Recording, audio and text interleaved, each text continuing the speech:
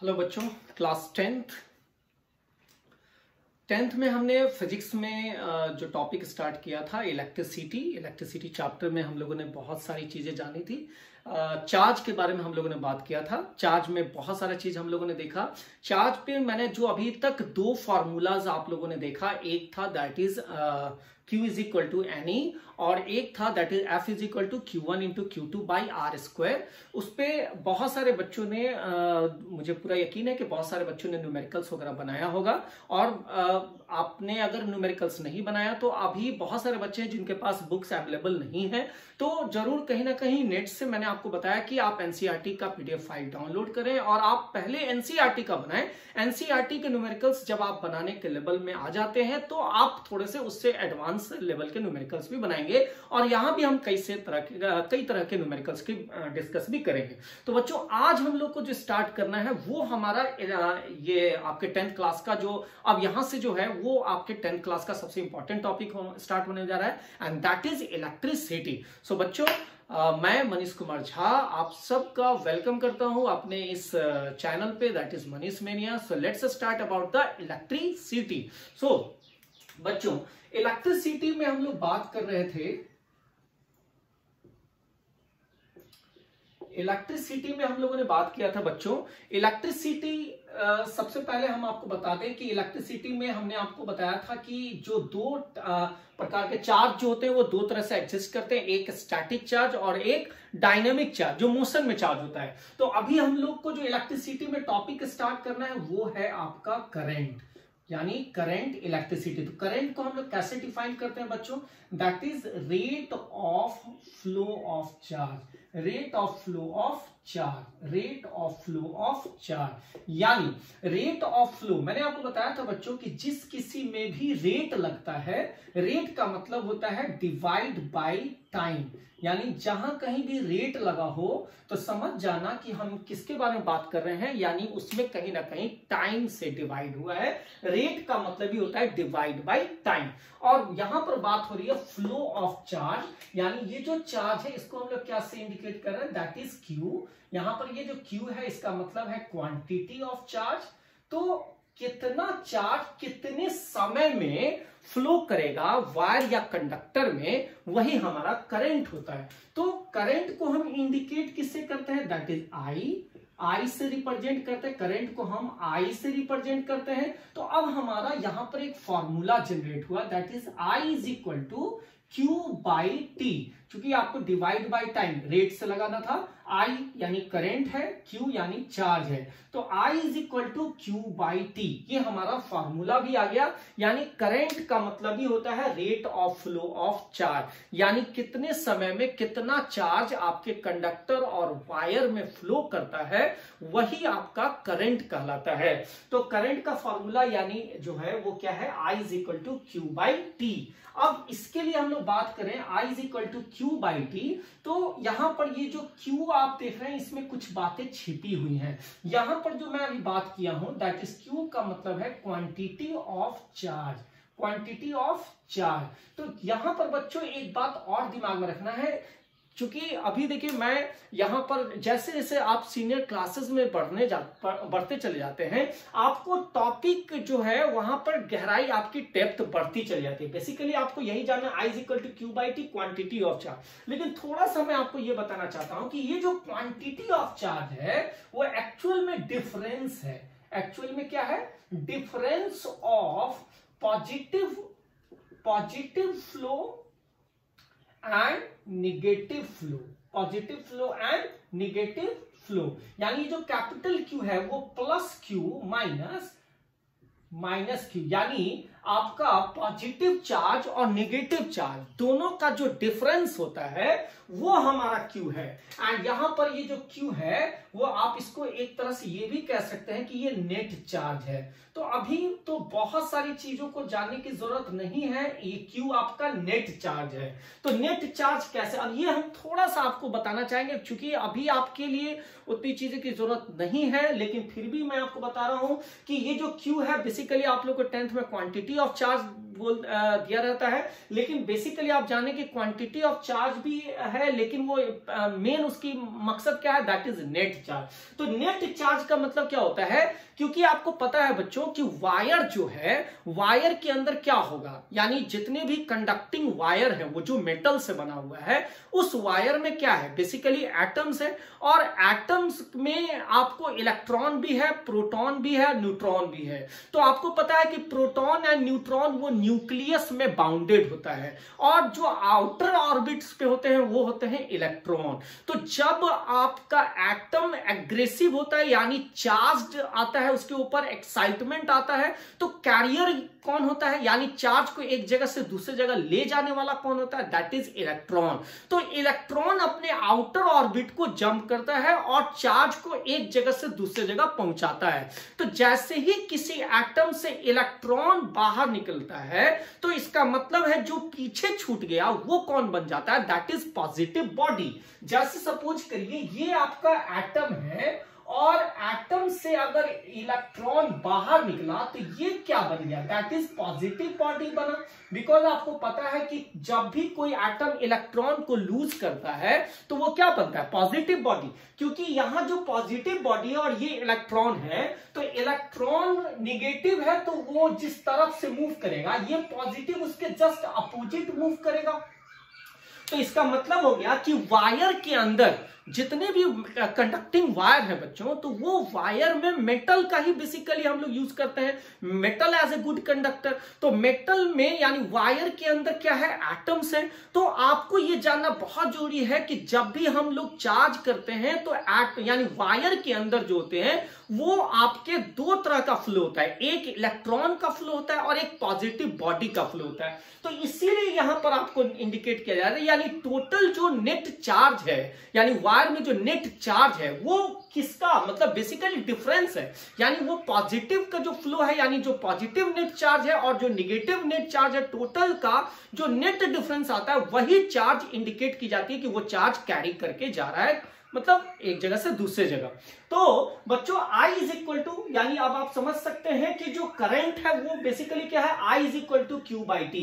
और यही वो टॉपिक है बच्चों जिस पर हम लोग, जो अभी हमने आपको बताया Q is equal two plus Q और माइनस Q, ये जो टॉपिक है इसी पर हम लोग करंट को, स्केलर क्वांटिटी को भी बताने में बहुत हेल्प मिलता है। तो आपको अभी बहुत चीज जानने की जरूरत नहीं है। जब आप 12th में आते हैं तो इलेक्ट्रिसिटी बहुत बड़े टॉपिक के रूप में सामने आता है, यानी वहां पर इलेक्ट्रोस्टैटिक्स भी होंगे, स्टैटिक चार्ज के बारे में बहुत सारी चीज देखने को मिलती है, और करंट इलेक्ट्रिसिटी भी देखने को मिलेगा। तो अभी फिलहाल आप जाने कि I is equal to Q by T, यानी rate of flow of charge, nothing else. यानी न्यूमेरिकल्स इस चैप्टर्स में बहुत न्यूमेरिकल्स आने वाले हैं, तो आपको बहुत सारे न्यूमेरिकल्स पे भी बात करना है। तो बेसिकली आप इस पर ध्यान दें, I is equal to Q by T, यानी कितना चार्ज कितने समय में फ्लो करता है, वही हमारा इलेक्ट्रिक करंट होता है। तो अब हम लोग जो बात करने जा रहे हैं बच्चों, I is equal to Q by T से कितने सारे फॉर्मूला से आपका, सबसे पहले हम लोग यूनिट्स की बात करें, यूनिट्स की पहले बात कर लेते हैं। तो बच्चों I is equal to Q by T, I is equal to Q by T जो हमने फॉर्मूला बनाया, तो I is equal to Q, Q क्या है, चार्ज है, Q क्या है, चार्ज, एंड T क्या है, टाइम। तो बच्चों चार्ज के लिए हम लोग कूलम यूज करते हैं, टाइम के लिए हम सेकंड यूज करते हैं। तो बच्चों यहां पर ये क्या हो जाएगा, दैट इज कूलम बट्टा सेकंड हो गया। इसी को क्या लिख सकते हैं, कूलम, ऐसे भी लिख सकते हैं, नीचे से ऊपर जाएगा तो minus coulomb per second, and coulomb per second को भी बच्चों हम लोग एम्पियर कहते हैं। क्या कहते हैं बच्चों, एम्पियर, जिसको हम लोग कैपिटल ए से इंडिकेट करते हैं। तो बच्चों यहां पर कूलम पर सेकेंड को ही हम लोग एम्पियर, एम्पियर एक साइंटिस्ट का नाम था जिन्होंने अपने शॉर्ट फॉर्म में कैपिटल ए से इंडिकेट किया गया है। तो कूलम पर सेकेंड को एम्पियर कहते हैं। कभी कभी बच्चों आपको 1 एम्पियर डिफाइन करने के लिए भी पूछा जा सकता है कि डिफाइन करिए 1 एम्पियर। तो बच्चों जब कभी भी आपको ऐसा क्वेश्चन 1 लगा के, यानी यूनिट लगा करके आपको डिफिनीशन पूछा जाए, जैसे 1 न्यूटन डिफाइन करिए, 1 एम्पियर डिफाइन करिए, 1 जूल डिफाइन करिए, इस तरह से आपसे कभी भी पूछा जाएगा कि 1 जूल, 1 न्यूटन, 1 एम्पियर, 1 कूलम, इस तरह कभी भी आपसे जब कोई डिफिनीशन पूछता है तो आपको क्या करना होता है, बेसिकली उसके जो फार्मूलाज हैं उस फार्मूलाज में जितनी भी क्वांटिटीज होते हैं उन सारे क्वांटिटीज में आप 1 यूज करके उसका डिफाइन कर सकते हैं। जैसे अभी आपसे क्या पूछा जा रहा है, आपसे पूछा जा रहा है कि डिफाइन करिए 1 एम्पियर को, आपको पूछा जा रहा है डिफाइन करिए 1 एम्पियर को। तो जब 1 एम्पियर डिफाइन किया गया, 1 एम्पियर डिफाइन करने के लिए पूछा गया, तो आपको पता है ना बच्चों कि एम्पियर किसका यूनिट है, किसका यूनिट हम लोग इस्तेमाल करते हैं, करंट का। और करंट का फॉर्मूला क्या है, Q/T, उसका कूलम पर सेकंड होता है। तो इसका मतलब इसमें 1 कूलम 1 सेकंड लगा देंगे, आपका 1 एम्पियर डिफाइन होगा। तो इसका मतलब है कि 1 एम्पियर को कैसे डिफाइन करेंगे, तो बोलेंगे कि when 1 coulomb of charge flows in 1 second, यानी when 1 coulomb of charge flows in 1 second through the conducting wire,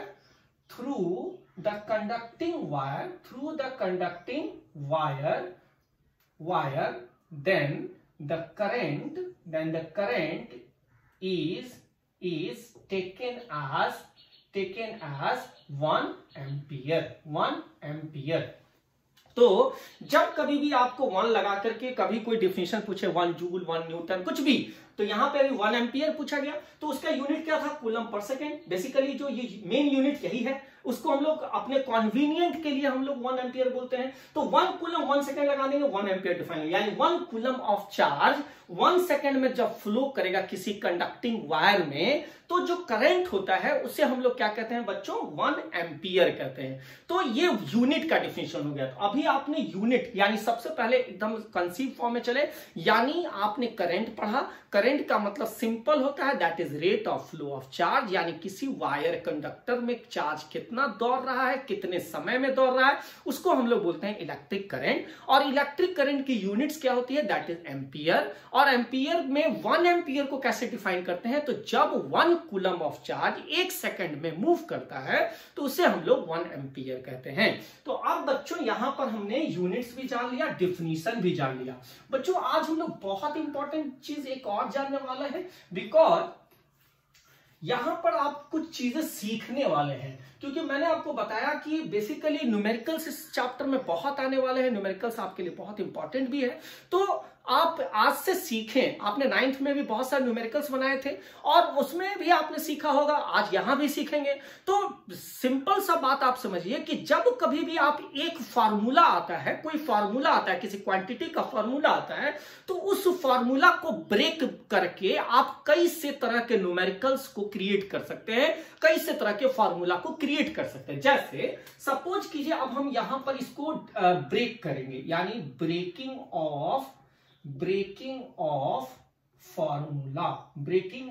formula. कितने तरह के न्यूमेरिकल बन सकते हैं। जैसे सबसे पहला I is equal to Q/T, ये हमारा एक सिंपल सा न्यूमेरिकल के लिए फॉर्मूला हो गया। अब इससे हम लोग ब्रेक करेंगे, तो बच्चों I is equal to Q का फॉर्मूला आपको पता है कि Q इज इक्वल टू होता है NE, यानी नंबर ऑफ चार्ज, और इंटीग्रल, यानी Q को हटा दिए NE एंड बाई T। तो यहां पर आपका एक और फॉर्मूला आ गया, I is equal to NE/T, ये दूसरा फॉर्मूला हो गया। दूसरा एक और तोड़ सकते हैं, I is equal to NE into 1/T, ऐसे 1/T, T यहां टाइम है, इसको हम लोग इंटू करें तो यही आएगा। तो 1/T भी याद करिए बच्चों क्या होता है, 1/T इज इक्वल टू, इसको साइन को बोलते हैं न्यू, इस साइन को क्या बोलते हैं बच्चों, न्यू बोलते हैं। और न्यू किसका होता है, फ्रीक्वेंसी का होता है। तो ऐसे न्यूमेरिकल्स भी आएंगे जिसमें आपको फ्रीक्वेंसी दे करके आपको करंट पूछा जा सकता है। तो यहां पे क्या हो जाएगा formula, I is equal to NE nu, ये भी एक फॉर्मूला हो गया, यानी नंबर ऑफ इलेक्ट्रॉन, यानी charge on each electron and their frequency. तो यहां पर इस तरह से मैंने आपको बताया कि कितने तरह से एक ये फॉर्मूला से मैंने 2 यहां पर इसको तोड़ दिया। और भी बहुत सारे तोड़े जा सकते हैं, बिकॉज कहीं ना कहीं आपको जो जैसे जैसे आप इस्तेमाल करेंगे इसमें ड्रिफ्ट वेलोसिटी का भी बहुत सारे न्यूमेरिकल टूटता है आगे चल करके जो हम लोग तोड़ते हैं। तो यहां पर अभी जैसे देखने को मिला I is equal to Q by T, यहां पर यह नंबर ऑफ इलेक्ट्रॉन्स भी निकाल सकते हैं, यहां पर आप फ्रीक्वेंसी भी निकाल सकते हैं। तो इस तरह से आपका करंट पर रिलेटेड क्वेश्चंस यहां पे बहुत सारे न्यूमेरिकल्स आएंगे। तो बच्चों अभी जो हमने फॉर्मूला देखा इलेक्ट्रिक करंट का, अब हम लोग यहां पर इस पर कुछ एक आध क्वेश्चंस देख लेंगे, ताकि आप इससे रिलेटेड जो क्वेश्चंस न्यूमेरिकल्स वगैरह होंगे तो आप उसे बना पाए। तो देखिए यहां पर जो मैंने अभी फॉर्मूला लिखा, इस फॉर्मूला को हम लोग यहां पर पहले सामने लाएंगे और धीरे धीरे न्यूमेरिकल्स का स्टैंडर्ड बढ़ता चला जाएगा। बिकॉज जैसे जैसे आपके पास फार्मूलाज बढ़ते चले जाएंगे, आपके पास स्टैंडर्ड ऑफ न्यूमेरिकल्स भी बढ़ जाएगा। I is equal to Q by T, I is equal to N E by T and I is equal to that is N E nu. यहां पर 3 फॉर्मूलाज आपके सामने आ गए और इस पर मैंने आपको एक और चीज बताया कि न्यूमेरिकल कैसे डिसाइड करना होता है, फॉर्मूला कैसे डिसाइड करना होता है कि कौन सा फॉर्मूला हम यूज करें। तो बच्चों ये जो फॉर्मूला आप देख रहे हैं, इन फॉर्मूलाज में बेसिकली आप जब फॉर्मूला उसी का यूज करते हैं, उस फॉर्मूलाज का यूज करते हैं जिसमें से कोई एक क्वांटिटीज अननोन हो, जिसको आपको निकालना है। एक क्वांटिटीज अननोन होता है, उस क्वांटिटीज को निकालने के लिए हम लोग फॉर्मूला बेसिकली इस्तेमाल करते हैं। तो बच्चों यहां पर जो अभी है, जैसा कि यहां पर आपका सबसे सिंपल न्यूमेरिकल है, जैसे क्वेश्चंस आपके दिया रहेगा कि when 10 coulomb of charge flows in 20 second 5 second, then find electric current. ये सबसे सिंपल हो गया, इलेक्ट्रिक करंट। तो यहां पर क्या हो जाएगा बच्चों, सबसे पहले न्यूमेरिकल बनाने के वक्त में उसको पढ़ते भी हैं और सामने निकालते भी हैं। जब 10 कूलम दिया है, इसका मतलब Q का वैल्यू हो गया 10 कूलम। उसके बाद ये 5 सेकेंड दिया हुआ, यानी T का वैल्यू हो गया 5 सेकेंड। एंड अब हमको निकालना है दैट इज इलेक्ट्रिक करंट। तो इलेक्ट्रिक करंट के लिए हमको I इज इक्वल टू का फॉर्मूला होता है Q by T, and Q की जगह पर हमने रख दिया 10 एंड यहां पे हमने टाइम की जगह रख दिया 5, और ये हमारा आंसर हो गया एम्पियर में, यानी 5 टू 10 यानी 2 एम्पियर इज अ आंसर। ये हमारा हो गया आपका 2 एम्पियर। अब ये सबसे सिंपल क्वेश्चंस में हो गया। अब इसी में क्वेश्चंस आपको थोड़ा सा घुमा देगा, जो मैंने आपको इस तरह के तोड़ के फॉर्मूला बना दिया। लेकिन बेसिकली जो बच्चे अगर ये फॉर्मूला को तोड़ना नहीं सीखेंगे तो वो कहीं ना कहीं वैसे न्यूमेरिकल में फंस जाते हैं, स्टैंडर्ड न्यूमेरिकल में फंस जाते हैं। जैसे मैंने आपको यहां पे कह दिया कि when 200 electron flows in 5 seconds, 200 electron flows in 5 seconds through the wire, find the current। तो यहां पे आंसर क्या हो जाएगा बच्चों, सबसे पहले 200 इलेक्ट्रॉन दिया, यानी n का वैल्यू, नंबर ऑफ इलेक्ट्रॉन यानी 200 नंबर हो गया। उसके बाद यहाँ पे टाइम दिया है 5 सेकेंड, यानी t इज इक्वल टू हो गया 5 सेकेंड। अब हमको निकालना I इज इक्वल टू का फॉर्मूला क्या होगा बताइए, I इज इक्वल टू होता है that is Q by T. लेकिन यहाँ पे हमें डायरेक्ट कूलम तो दिया नहीं है, नंबर में दिया है, तो Q को तोड़ देंगे n बाई टी। तो I is equal to n का वैल्यू हो गया 200 एंड E का वैल्यू हो गया दैट इज 1.6, क्योंकि charge on each electron 1.6 into 10 का power minus 19, and by time का हो गया आपका 5। तो ये जब आप सॉल्व करेंगे तो I का आपका कैलकुलेशन आ जाएगा, आंसर आ जाएगा। तो ये हो गया आपका बेसिकली क्वेश्चंस। अब जो एक आध क्वेश्चंस हम आपको देंगे ताकि आप उसको बनाएं, आप घर पे बैठ के बनाएं, और हमें आप कमेंट सेक्शन में उसके आंसर्स वगैरह भेजेंगे, ताकि हम देख पाए कि बहुत सारे बच्चे इसको बना रहे हैं कि नहीं बना रहे हैं। तो हम आपको कुछ होमवर्क्स दे रहे हैं, उसे आप जरूर न्यूमेरिकल्स में आपको बनाना है। जैसे कुछ क्वेश्चंस हैं, जैसे पहला क्वेश्चन हो गया, जैसे find the net positive charge in 10 gram of, find the net positive charge in 10 gram of CO2 carbon dioxide. Find the net positive charge in 10 gram of CO2। CO2 ये आपको निकाला, find the net positive charge in 10 gram of CO2 यानी carbon dioxide. दूसरा question है find the current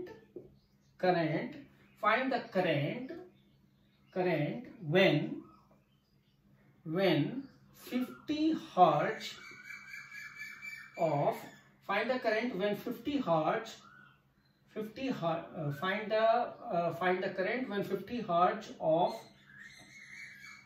50 ये 50 है, 50 hertz, hertz मतलब आपको पता है फ्रीक्वेंसी होता है। Find the current when 50 hertz of frequency is due to flow of 200 electron.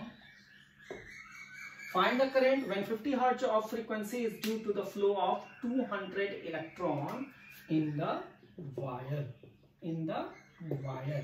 दो क्वेश्चन हो गए। तीसरा क्वेश्चन है find the current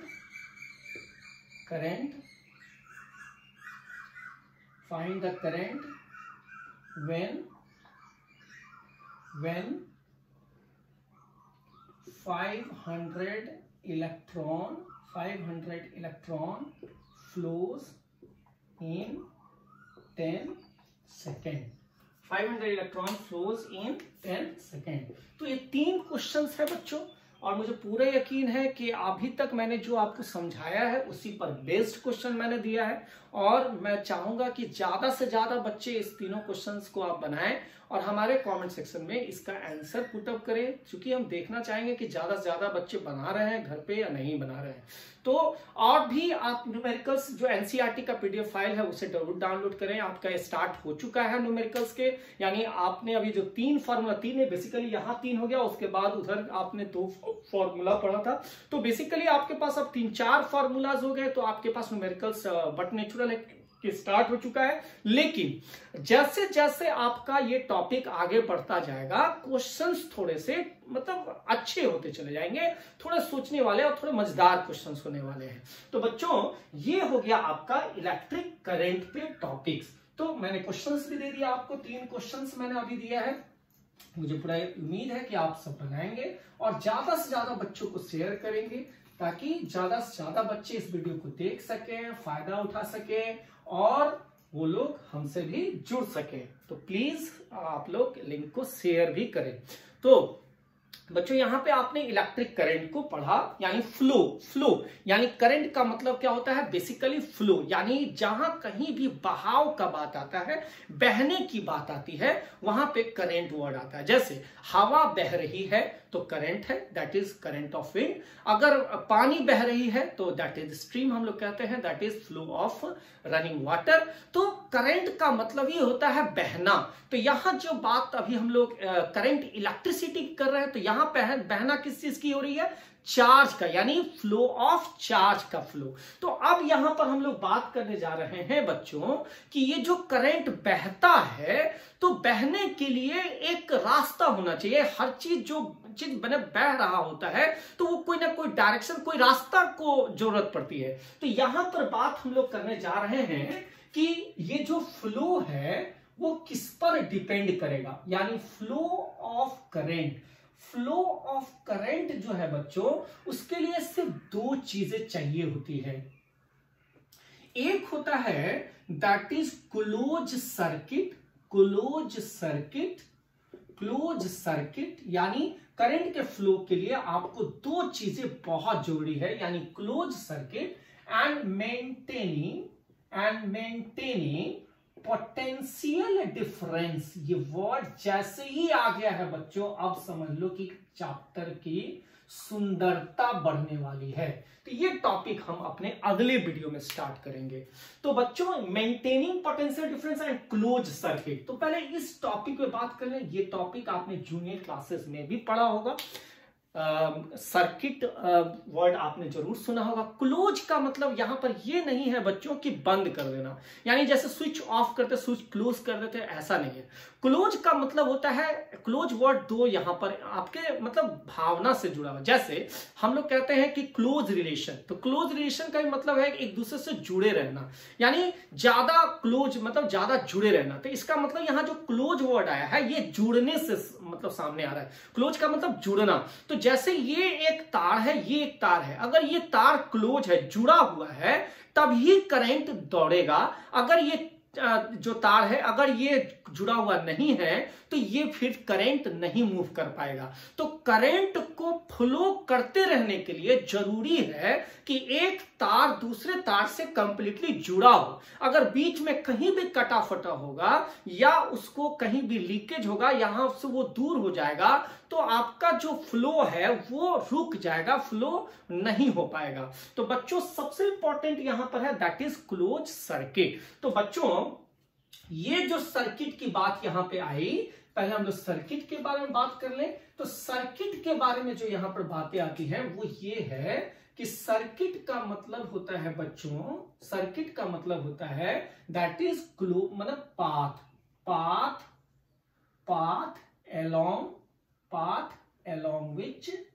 along which current flows, path along which current flows including या consist of including many equipments like wire, switch, plug, cell, etc। तो मतलब बच्चों यहां पर सर्किट का मतलब यह है एक ऐसा रास्ता जिस रास्ते से करंट आसानी से फ्लो करता है, और उस रास्ते में आपका स्विच भी होता है, तार होते हैं, वायर जो होता है, सेल होते हैं, बैटरी। तो इन सारे से मिल करके आपका सर्किट बनता है। सर्किट जैसे हम लोग घर में वायरिंग वगैरह कराते हैं तो उसमें जो आप देखते होंगे कि बहुत सारे प्लग्स वगैरह, स्विच वगैरह खरीद के आता है, वायर वगैरह खरीद के आता है, एक पाइप वगैरह होता है पूरे घर में बिछाने के लिए। तो उसको हम लोग बेसिकली ये सारे मिलकर, यानी जितने भी इक्विपमेंट्स आपके होते हैं वो सब इक्विपमेंट्स मिलकर ही एक सर्किट का निर्माण करती है। तो बच्चों इस सर्किट में आपके भी सर्किट डायग्राम्स होता है, यानी सर्किट डायग्राम्स की बात हम लोग करते हैं कि कैसे हम लोग सर्किट डायग्राम बनते हैं। तो आप लोग थोड़ा सा पहले सर्किट डायग्राम के बारे में जानेंगे। तो बच्चों सर्किट में आप याद रखिएगा कि सर्किट को रिप्रेजेंट किया जाता है, सर्किट को रिप्रेजेंट किया जाता है, रिप्रेजेंटेशन ऑफ सर्किट। तो सर्किट को रिप्रेजेंट जो होता है बच्चों वो एक डायग्राम से होता है। एक आपका ओपन सर्किट होता है और एक आपका क्लोज सर्किट होता है, और इसको हम लोग किससे इंडिकेट करते हैं, जिसको हम लोग बोलते हैं सर्किट डायग्राम। Circuit diagram. तो डायग्राम बनाने के लिए बच्चों आपको क्या लगता है कि जब आपके बड़े बड़े घर में जो डायग्राम मतलब बड़े घर में जो नक्शा बनता होगा, जैसे हमको इस रूम में, मेरे घर में लगभग 5 रूम हैं, उस 5 रूम में एक को डाइनिंग रूम बनाना है, एक को बेडरूम बनाना है, एक को किचन रूम बनाना है। तो इस तरह के आपके दिमाग में डिजाइन होती है, और उस डिजाइन पर आप किसी भी मैकेनिक्स को जब आप बुलाते हैं, इंजीनियर को बुलाते हैं, तो आप अपने डिजायर को बताते हैं कि मुझे इस रूम में ये चाहिए, इस रूम में वो चाहिए। सब आप जब बताते हैं तो वो जब घर पे जाता होगा तो वो कुछ ना कुछ तो क्रिएट करता होगा रूम का साइज, या फिर आपका जो वायरिंग है उसको वो बनाता होगा। तो वो कैसे बनाता होगा, अपने घर पे जाकर आपके घर को उठा के तो ले जाता होगा, तो वो कैसे बनाता होगा, कैसे रिप्रेजेंट करता होगा, उसके लिए वो सर्किट डायग्राम बनाता है। तो सर्किट डायग्राम पर जब कोई भी नक्शा पर जब काम होता है बच्चों, तो गलत होने का या छूट जाने की संभावनाएं बहुत कम होती है। बेसिकली हम लोग बहुत सारे मैकेनिक्स को ऐसे भी बुला लेते हैं जो सिर्फ एक्सपीरियंस के आधार पर होते हैं। वो चूंकि अब आपके घर में आपको मैंने बताया, पहले वीडियो में बताया कि बेसिकली जो मैकेनिक्स आज मार्केट्स में है उसमें 2 तरह के मैकेनिक है। एक ने जो पढ़ा है, जो रियल में मैकेनिकल इंजीनियरिंग किए हैं, पढ़े हैं, बहुत सारी चीजों को जानकारी हासिल किया है, और एक जो एक्सपीरियंस है, एक्सपीरियंस यानी उन्होंने किसी से सीखा है। तो इन दोनों में बहुत ही स्लाइटली डिफरेंस कभी कभी आ जाता है। एक स्लाइटली जो मैंने अभी आपको बताया कि अगर वो पूरी तरह से मतलब सीखे हुए हैं, इंजीनियर हैं, वेल टैलेंटेड है, तो वो जब कोई चीज का मतलब काम शुरू करते हैं तो वो एक डायग्राम बनाते हैं, नक्शा बनाते हैं, और उस पर उनका छूटने का चांस होता ही नहीं है, क्योंकि वो जो ऑनर है उनसे उन्होंने पूछा, उसके बाद उन्होंने डिजाइन तैयार किया और उसके बाद वो इंप्लीमेंट करते हैं। लेकिन हम और आप जब किसी भी मैकेनिक को बुला लिए, ऐसे ही बिना वो इंजीनियर है नहीं, बुला लिए और उसको मैंने बताया कि भाई मेरे को टीवी यहाँ चाहिए, वहां चाहिए, बहुत सारी चीज बता दिया, लास्ट में आप कभी कभी होता है क्या है कि सर वो तो मेरे दिमाग से निकल गया, वो छूट गया। तो छूट गया क्यों? बिकॉज आप नक्शा पे वर्क नहीं कर रहे, आपका कोई प्रिपरेशन नहीं है, जिसके कारण से आपका छूट गया। तो इसीलिए बच्चों बेसिकली हम लोग कभी भी किसी सर्किट को जब वायरिंग क्रिएट करते हैं तो उसके लिए हमें डायग्राम होना चाहिए कि हम किस रूम में क्या क्या बिछाने वाले हैं, कैसे हम उसको वर्कआउट करने वाले हैं। तो उस सर्किट डायग्राम के लिए बच्चों अब ऐसा तो नहीं है कि पेपर चार्ट पर हम एक टीवी रखने वाले हैं ओरिजिनल खरीद के, ऐसा तो नहीं होगा। हम तार उस पर चिपकाएंगे, सेलो टेप से लगा के तार ला के उसके ऊपर चिपकाएंगे, ऐसा भी नहीं होने वाला है। बोर्ड लगाएंगे, स्विच लगाएंगे, ऐसा तो नहीं होगा। लेकिन इन सारे इक्विपमेंट्स के लिए हम कोई ना कोई सिंबल यूज करते हैं, और उस सिंबल को यूज करने को हम लोग सर्किट डायग्राम कहते हैं। तो आप देखेंगे एनसीईआरटी में बहुत से ऐसे डायग्राम दिए हुए हैं जो किसी खास इक्विपमेंट्स को यूज करता है। वायर के लिए क्या यूज करते हैं, सेल के लिए क्या यूज करते हैं, तो कुछ हम आपको यहां पे बताते हैं कि कौन कौन से सिंबल है जो बेसिकली इस्तेमाल किए जाते हैं। बाकी आप जब बुक्स में जाएंगे, गो थ्रू करेंगे, तो आपको बहुत सारे सिंबल मिलेंगे। तो एक तरफ हम आपका इक्विपमेंट्स लिख रहे हैं और उसके लिए जो यूज सिंबल होते हैं वो मैं आपको बता रहा हूं। तो बच्चों यहां पर पहला जो हम लोग बात करने जा रहे हैं वो है वायर। वायर के लिए बच्चों आप स्ट्रेट लाइन या किसी भी तरह का लाइन यूज करते हैं, ड्रॉ करते हैं, तो वो वायर हो जाता है। दूसरा जो सबसे इंपॉर्टेंट है वो है सेल। तो सेल के लिए बच्चों छोटा लाइन जब होता है, छोटा लाइन, और ये बड़ा लाइन, तो ये जो बड़ा लाइन है वो पॉजिटिव को इंडिकेट करता है और जो छोटा लाइन है वो माइनस को इंडिकेट करता है। ये सब आप पढ़े हुए हैं। जो बड़ा लाइन है वो पॉजिटिव, छोटा लाइन निगेटिव। तीसरा आपका जो होता है वो है बैटरी। बैटरी का मतलब होता है बच्चों, याद रखिएगा, बैटरी का मतलब होता है group of cell. Group of cell जहां पर एक से ज्यादा सेल होते हैं। तो ये निगेटिव, ये पॉजिटिव, ये निगेटिव, ये पॉजिटिव, ये निगेटिव, ये पॉजिटिव। तो यहां पर बच्चों आप गौर से देखिए कि एक सेल में एक निगेटिव एक पॉजिटिव। यहां पर आपको पता चल गया होगा कि कितने सेल है। यहां पर एक सेल, दो सेल, तीन सेल। यहां तीन सेल इंडिकेट किए गए हैं, एक निगेटिव पॉजिटिव, निगेटिव पॉजिटिव, फिर निगेटिव और पॉजिटिव। तो यहां तीन सेल है। चौथा हम लोग बात करने जा रहे हैं, जैसे वायर सेल स्विच की बात करते हैं, तो स्विच में बच्चों आपको देखने को मिलेगा ऐसे, यहां पर ये जो आपने हटा दिया दैट इज ऑफ मोड में है, और इसी को अगर आपने टच करा दिया एक साथ तो ये ऑन मोड हो गया। ये स्विच है जो थोड़ा सा इंपॉर्टेंट है। अभी जो हम बात कर रहे हैं यही हमारे चैप्टर का समझिए बैकबोन होने वाला है, यानी रीढ़ की हड्डी है इलेक्ट्रिसिटी में, वो है आपका रेसिस्टेंस। रेसिस्टेंस यानी आपका जो ऐसे से जिग जैग होता है, ये हमारा रेसिस्टेंस को इंडिकेट करता है। दैट इज रेसिस्टर्स को आप कह सकते हैं। तो रेसिस्टेंस प्रॉपर्टी हो गई, ये रेसिस्टर डिवाइस हो गया। तो ऐसे से जिग जैग मतलब हो गया टेढ़ा मेढ़ा, यानी फ्लक्चुएशन आता है जो कहीं ना कहीं करंट के फ्लो को रोकने की कोशिश करता है। इस पर हम लोग को बहुत बात करनी है। जब मैंने आपको बताया कि अभी जो पोटेंशियल डिफरेंस जैसे ही सामने आ गया है, तो समझिए अब धीरे धीरे चैप्टर अपना टर्निंग पॉइंट पे खड़ा है। तो बच्चों ऐसे सिंबल्स आपको देखने को मिलेगा। 14 सिंबल्स दिए हुए हैं एनसीईआरटी का डायग्राम में देखेंगे। इन सारे सिंबल्स का इस्तेमाल करके आपको सर्किट डायग्राम बनाता है। बट नाउ हम लोग नेक्स्ट वीडियो में पोटेंशियल डिफरेंस जो बहुत इंपॉर्टेंट होगा, तो बच्चों और भी ज्यादा से ज्यादा बच्चे को आप शेयर करें प्लीज प्लीज प्लीज, ताकि ज्यादा से ज्यादा बच्चे हमसे जुड़ पाए। और जैसे जैसे ये अब टॉपिक थोड़ा सा इंटरेस्टफुल होने वाला है, बहुत ही इंटरेस्टिंग होने वाला है, तो आप जुड़े रहिए। Okay guys, have a nice day. और न्यूमेरिकल्स जरूर बनाते हैं। Have a nice day. Thank you guys.